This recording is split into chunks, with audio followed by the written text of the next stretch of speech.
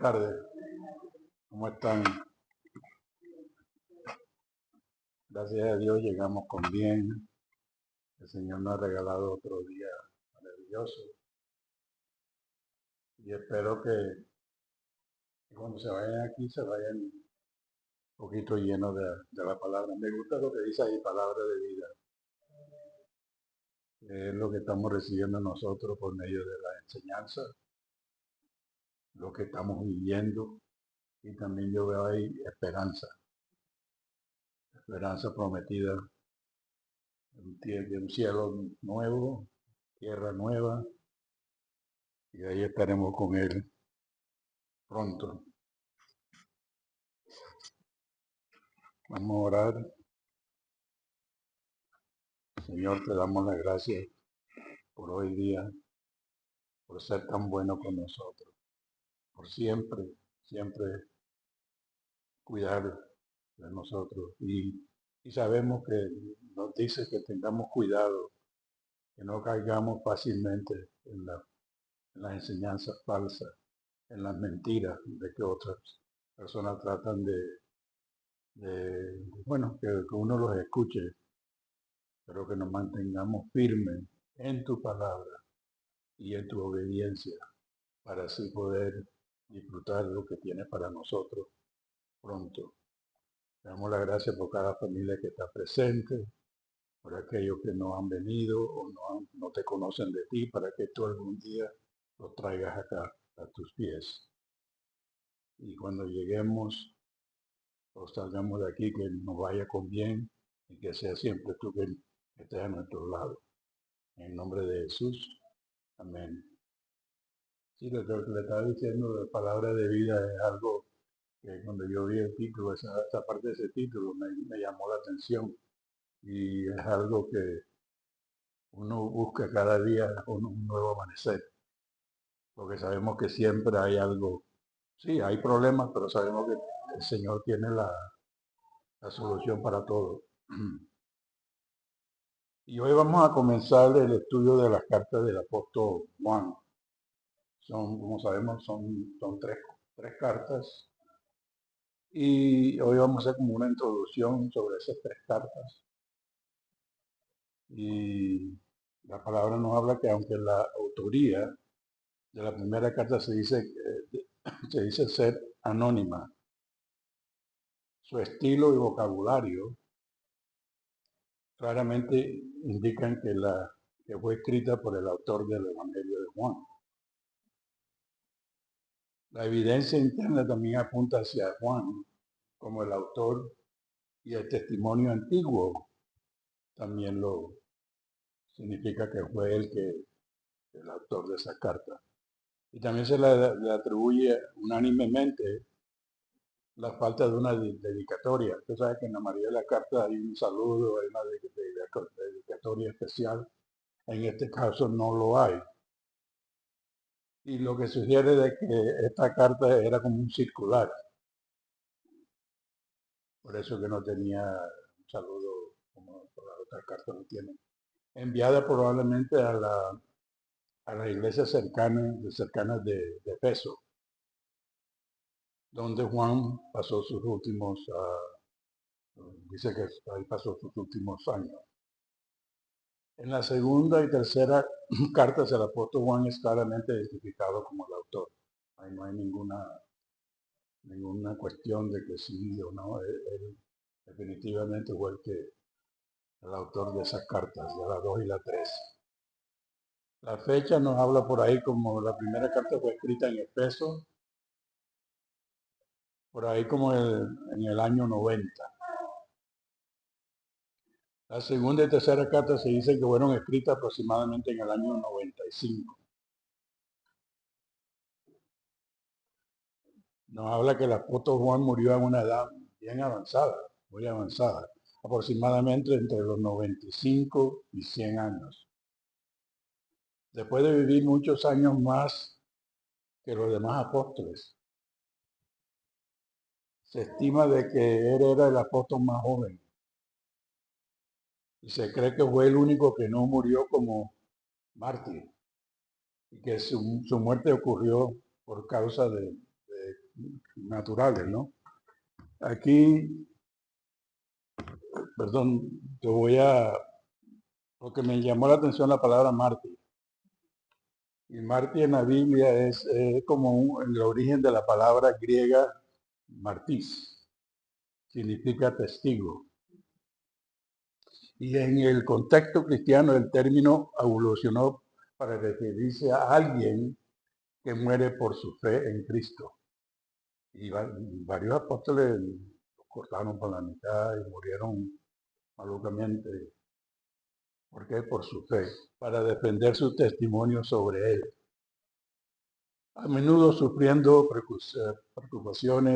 persecuciones o muerte a manos de sus enemigos. O sea que el apóstol Juan murió en su sueño, tranquilamente, ¿no? Entonces le quería hacer esa reflexión para los otros los apóstoles que fue lo que ellos pasaron. Hay tres temas principales. Los temas que hay de las tres cartas abarca son, en la primera carta, en la otra semana vamos a leer la verdad y la justicia. Y en la segunda carta se va a hablar sobre seguir la verdad. En la número 3, la tercera carta va a estar basado en actuar con fidelidad. La palabra nos dice que la primera carta fue escrita para fortalecer la fe de los creyentes y recordarles las bases del cristianismo.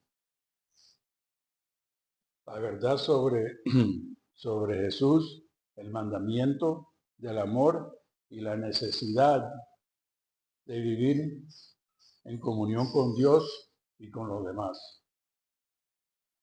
Cuando nos habla de los demás somos nosotros. En un mundo donde abunda el engaño, la confusión, el egoísmo, Juan nos invita a volver a lo esencial. Lo esencial es muy simple. Estar conectado con Él, leyendo las palabras, congregándonos, seguir aprendiendo de Él. La segunda carta fue escrita para advertir a la iglesia elegida que no fuese hospitalaria, ni diese sus respaldos a esos predicadores falsos que propagaban falsas enseñanzas y se alejaban de la verdad de Dios.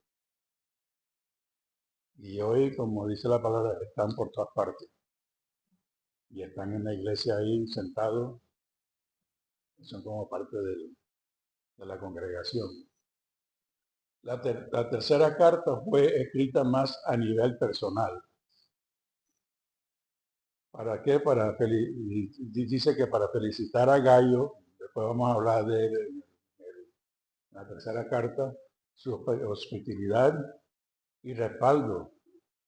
Advertir con respeto al rebelde Diófetes.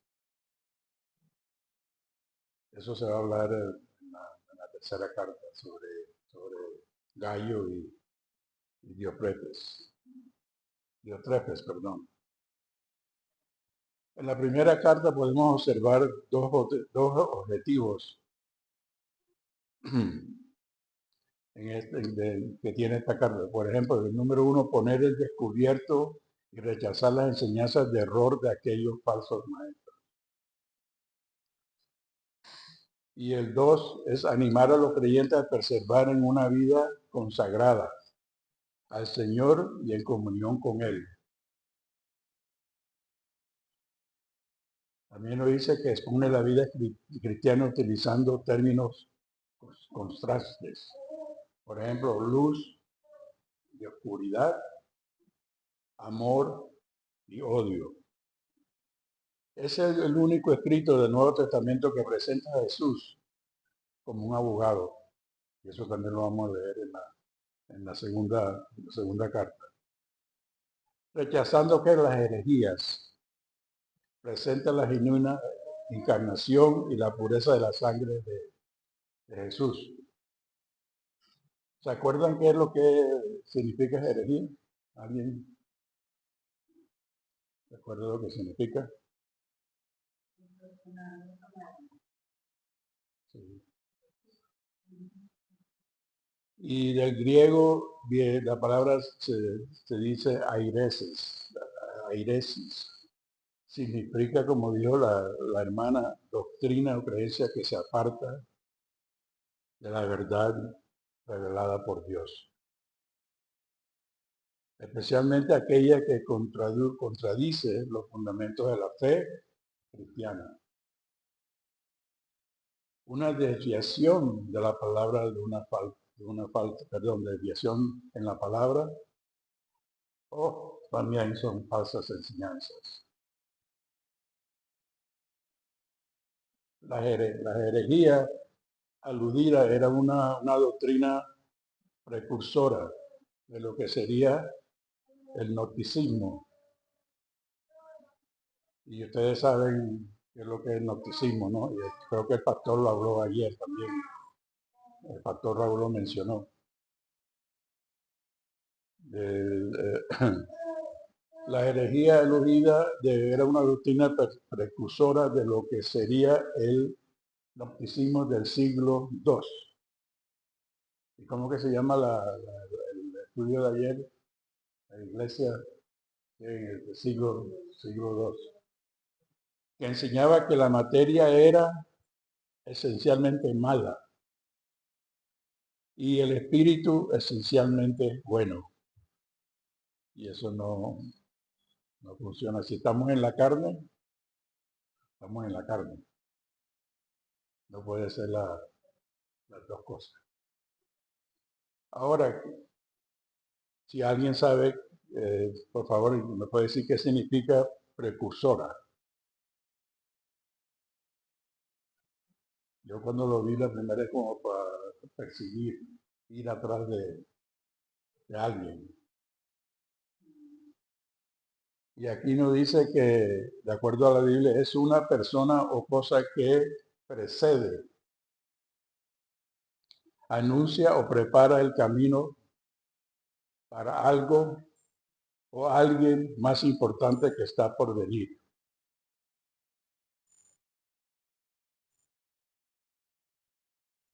Lo voy a repetir, es una persona o cosa que precede, anuncia o prepara el camino para algo o alguien más importante que está por venir.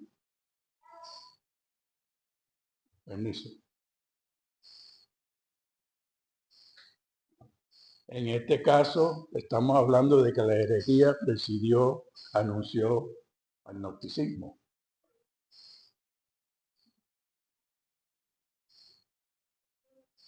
Y si alguien se recuerda qué significa el gnosticismo, que lo mencionó ayer el pastor Raúl. El gnosticismo dice que conjuntos diversos de sistemas religiosos y filósofos,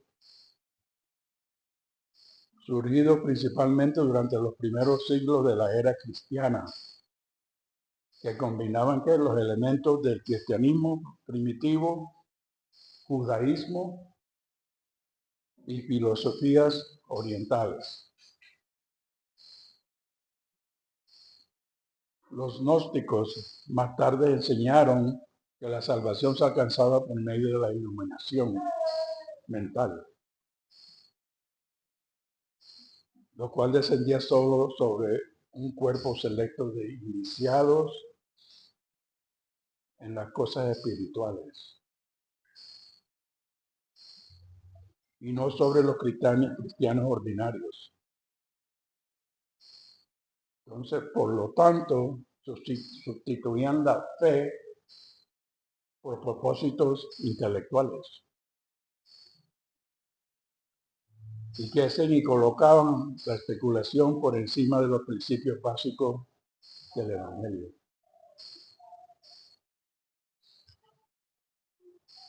Aquí el punto de vista dualista hacia que los falsos maestros negaran la encarnación de Cristo y por lo tanto la resurrección. Se negaban a Cristo y la resurrección. Estos falsos maestros enseñaban que el verdadero Dios no podía vivir dentro de un cuerpo.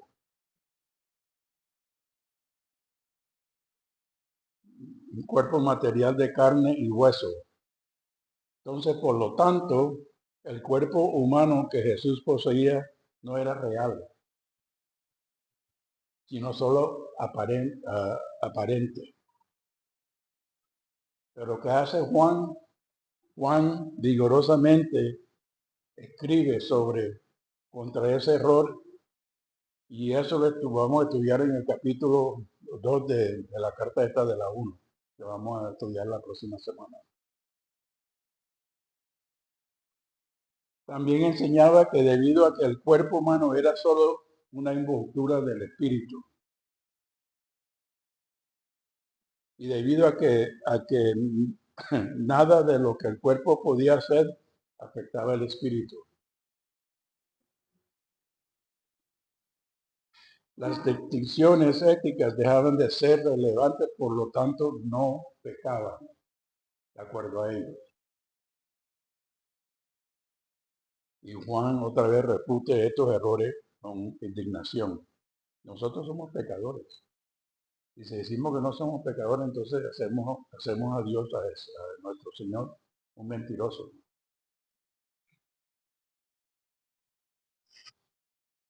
En la segunda carta, Juan se dirige a la iglesia, la señora elegida y sus hijos. Al igual que otras epístolas, Juan escribió seguramente esta carta de la ciudad de Efeso. El apóstol se presenta como el anciano, título merecido y honorífico, que fue asignado al apóstol Juan debido a su avanzada edad y venerable posición de autoridad, y advierte de cuidarse de las falsas enseñanzas. La tercera carta nos va a hablar nos va a hablar del anciano Gallo. Él era el que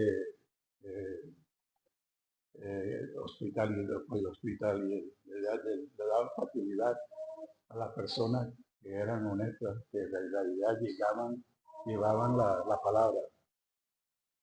Seguramente en la ciudad de Efeso había muchos maestros y predicadores quienes iban por aldeas y ciudades. ¿Y qué es lo que hacía Gallo? Los atendía con diligencia.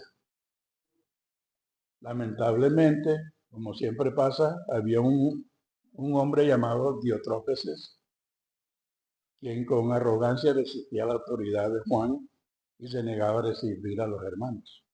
¿Por qué? Porque ellos sí llevaban la verdad.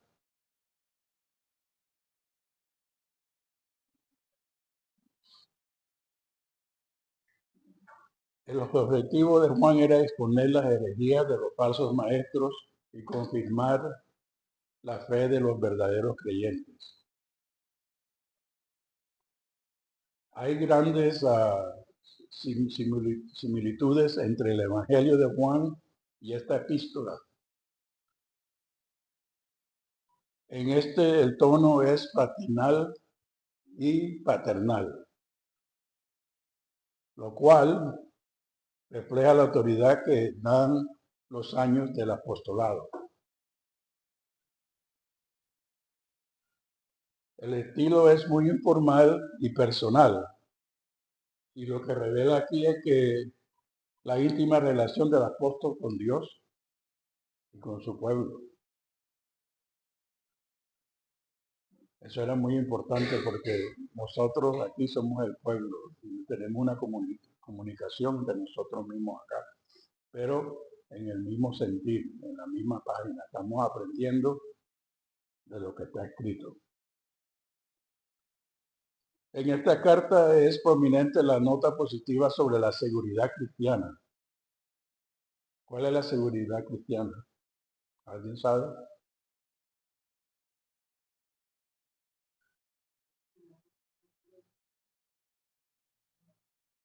Sí. Tenemos la certeza de la salvación y la protección de Dios. ¿Para qué? Para aquellos que creen, esto es muy importante, que creen en Jesucristo. No es para todos.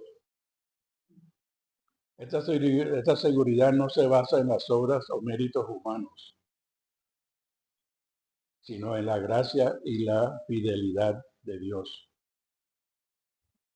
quien promete vida eterna y protección espiritual a sus hijos, a nosotros, si creemos en Él.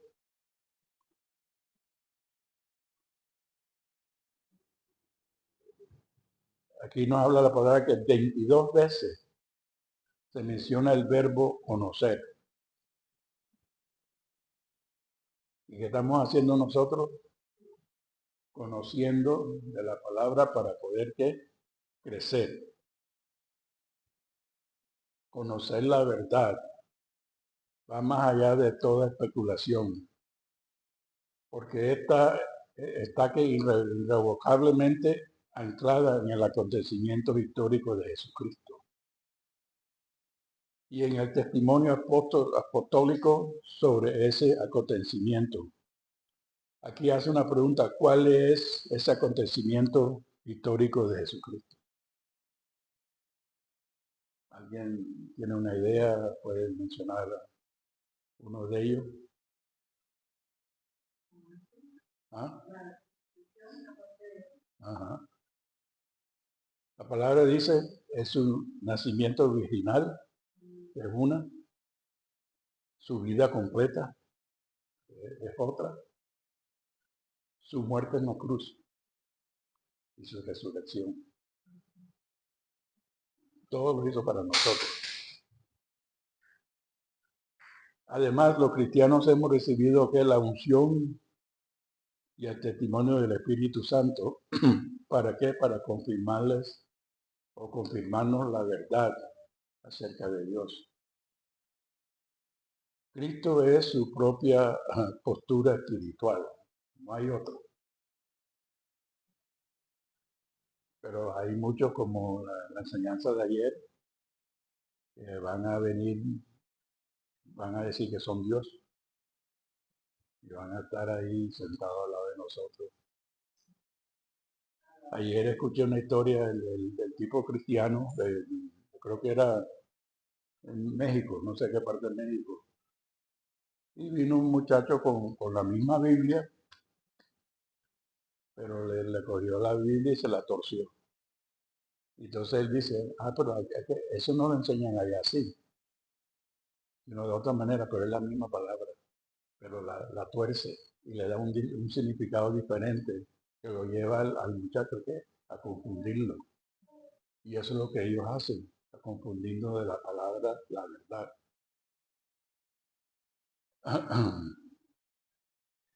Concluimos con estas cartas, no demuestra, perdón, de estas cartas nos demuestra los genuinos del cristianismo. Una de ellas es la prueba de la fe. La segunda es la prueba de la obediencia. Y la otra es la prueba del amor. Todo esto lo vamos a tomar la próxima semana, la 1, la carta 1, después la carta 2, se va a ir en detalle, y la 3 también. Esto es lo que estamos haciendo, haciendo una introducción para lo que se va a estudiar. ¿Sí? Y es muy importante saber esto porque entonces ya dije, no, eso es lo que va a estar contenido en esta carta. La palabra también nos dice que aquel que profesa ser cristiano y no pasa esta prueba es un mentiroso. Y está hablando de estas tres pruebas. Y creo que yo lo mencioné antes de que, no, yo no peco. Entonces estamos haciendo, el Señor es mentiroso. Juan resume estas tres pruebas dando indicación que una profesión fe cristiana es falsa a menos que se caracterice como una creencia verdadera. La obediencia a Dios y el amor fraternal. Eso lo enfatiza él aquí, ese amor fraternal entre nosotros, porque esa es la idea. El Señor nos llamó a amarnos unos a los otros. No importa de dónde somos, de dónde venimos, el Señor a todos nos ve igual.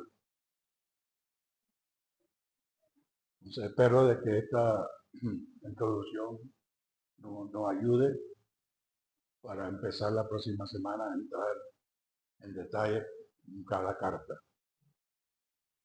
Para mí, como siempre estoy aprendiendo algo. Me di cuenta de que si nosotros no estamos preparados, no estamos cuidadosos, como nos habló ayer, que no caigamos fácilmente, porque podemos caer fácilmente. ¿Pero por qué podemos caer fácilmente? Porque no tenemos esa comunión con Dios y no escuchamos la palabra. La oración es muy importante para mantenernos firmes.